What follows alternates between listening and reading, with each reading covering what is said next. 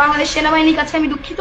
আমার কি পোশাক, আমার কি লাইফস্টাইল, এটা না দেখে আপনারা প্লিজ আমার সেনা কর্মকর্তার সঙ্গে অক্ষুব্ধ ভাষা, আক্রমণাত্মক মনোভাব পোষণ করা সে ভাইরাল তরুণী তোপের মুখে। এরই মধ্যে অসামাজিক পোশাক এবং মাদকাসক্ত অবস্থায় তার একাধিক ছবি ও ভিডিও সোশ্যাল মিডিয়ায় ছড়িয়ে পড়েছে। নাকি আমার কপাল লেখা আছে আর্মি কেন থানায়, আর্মিকে থানা থেকে বের করো। এছাড়াও থানায় তার জঘন্য আচরণের কারণে অনেকের মনে প্রশ্ন উঠেছে, তিনি কে যে মেয়েদের ব্যবহার করে নিজেকে হাইলাইট করার চেষ্টা করছেন? সে কি আসলেই ঢাকা বিশ্ববিদ্যালয়ের ছাত্রী? আসুন তার আসল পরিচয় জেনে নেওয়া যাক।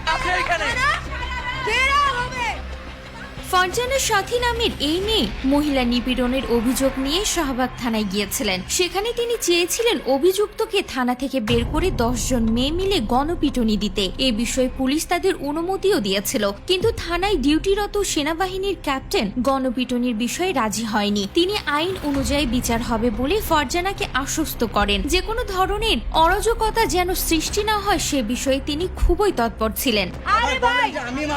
আমি বলি শুনে এই সময় সেই সেনা ক্যাপ্টেনের সাথে ফারজানার ভয়াবহ তর্ক বিতর্ক হয়। ফারজানা অসভ্যের মতো চিৎকার করছিলেন, এমনকি সেনা ক্যাপ্টেনকে ইউনিফর্ম খুলে নিতেও বলেছিলেন।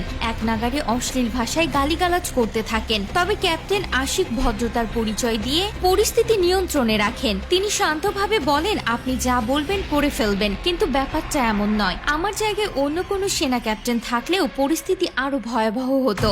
ফারজানের চিৎকারের ভিডিও মুহূর্তের মধ্যে সোশ্যাল মিডিয়ায় ছড়িয়ে পড়ে। জানা যায় ফারজানার সাথী ঢাকা বিশ্ববিদ্যালয়ের ছাত্রী নন, তিনি Lalmatia national college of home ইকোনমিক্সের ছাত্রী এবং বামপন্থী রাজনীতির সাথে জড়িত। তার পৈতৃক নিবাস যশোরে।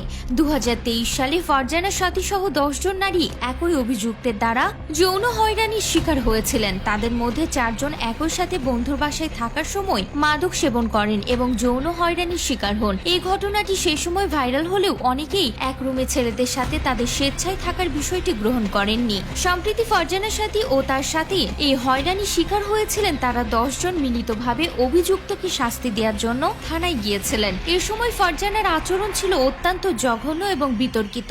রীতিমতো সভ্যতার সীমা লঙ্ঘন করে তিনি থানায় অশ্লীল ভাষা ব্যবহার করেন এবং চিৎকার করে সেনা ক্যাপ্টেনকে ইউনিফর্ম খুলে নিতে বলেন। এই ঘটনার ভিডিও সোশ্যাল মিডিয়ায় ভাইরাল হলে ফারজানা পরে ভিডিও বার্তার মাধ্যমে সেনা সদস্যের কাছে ক্ষমাও চান। তিনি বলেন, আমার পোশাক বা আমার লাইফস্টাইল দেখে বিচার না করে আমার কাজগুলো দেখুন। কিন্তু এরই মধ্যে অসামাজিক পোশাক এবং মাদকাসক্ত অবস্থায় তার একাধিক ছবি ও ভিডিও সোশ্যাল মিডিয়ায় ছড়িয়ে পড়েছে। এছাড়াও থানায় তার জঘন্য